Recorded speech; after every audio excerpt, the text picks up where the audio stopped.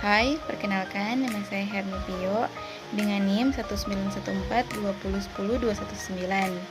Saya mahasiswa dari Universitas Pembangunan Indonesia Manado dengan prodi S1 Keperawatan. Nah, di video kali ini saya akan membahas mengenai hal apa sajakah atau tindakan apa yang bisa saya lakukan ketika menghadapi kegawat daruratan. Mari kita simak bersama. Hal-hal dasar yang perlu kita lakukan ketika diperhadapkan dengan kegawat daruratan, yaitu yang pertama PPGD. Pertolongan pertama pada gawat darurat adalah rangkaian usaha-usaha pertama yang dilakukan pada kondisi gawat darurat untuk menyelamatkan pasien dari kematian. Yang kedua yaitu siapa yang melakukan PPGD. Yang melakukannya adalah first responder atau penolong pertama adalah masyarakat yang sudah dibekali pengetahuan teori dan praktek untuk merespon dan melakukan pertolongan pertama di lokasi kejadian. Yang ketiga yaitu mengapa masyarakat umum harus melakukan PPGD. Yang pertama, kita tidak dapat selalu mengandalkan layanan ambulans atau paramedik untuk segera tiba di lokasi kejadian. Yang kedua yaitu terbatasnya alat dan waktu. Yang keempat adalah tujuan pertolongan pertama, yaitu yang pertama menyelamatkan nyawa korban, yang kedua meringankan penderitaan korban, yang ketiga mencegah cedera atau penyakit menjadi lebih parah, yang keempat mempertahankan daya tahan korban, dan yang kelima mencarikan pertolongan lebih lanjut.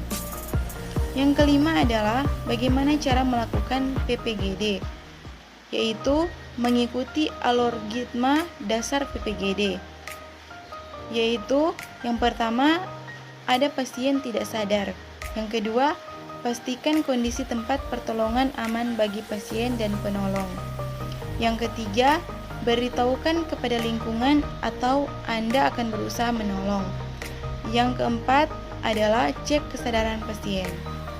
Poin yang keenam adalah cara mengecek kesadaran pasien, yaitu dengan metode AVPU, yaitu alert, mengecek kesadaran korban. Jika korban tidak sadar, lanjut ke poin V, verbal.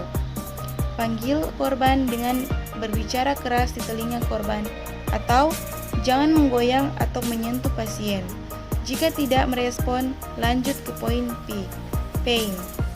Cobalah beri rangsang nyeri pada pasien, misalnya dengan menekan bagian putih dari kuku tangan, atau selain itu dapat juga dengan menekan bagian tengah tulang atau area di atas mata. U, unresponsive, yaitu jika pasien masih tidak bereaksi, maka pasien berada dalam keadaan unresponsive. Dalam keadaan seperti ini, segera panggil bantuan dari pihak medis. Di poin yang terakhir, yaitu call for help, yaitu cara meminta bantuan pada petugas medis. Yang pertama, telepon ambulans 119. Setelah melakukan pertolongan pertama, tapi jika ada 2 orang atau lebih, minta tolong ke orang lain untuk menelpon sementara memberi pertolongan. Poin B, ketika meminta tolong orang lain memanggilkan ambulans, jangan teriak tanpa arah. Teriaklah pada satu arah yang spesifik. Lebih baik orang yang pertama kali Anda lihat. Teriakan tanpa arah akan membuat orang lain bingung. Poin C yaitu saat menelpon ambulans untuk meminta bantuan medis, beritahukan bahwa jumlah korban, kesadaran korban sadar atau tidak sadar, perkiraan usia dan jenis kelamin, dan tempat terjadi kegawatan. Pada kasus gawat darurat akibat kecelakaan, walaupun Anda berniat baik ingin menolong, sebaiknya jangan asal memindahkan pasien korban kecelakaan. Memindahkan pasien gawat darurat dengan cara keliru bisa berisiko fatal atau bahkan meninggal. Demikian sedikit penjelasan dari saya mengenai hal apakah yang bisa kita lakukan ketika bertemu dengan pasien kegawat daruratan. Terima kasih. Hi friends, come on join us at the Indonesian Development University Manado.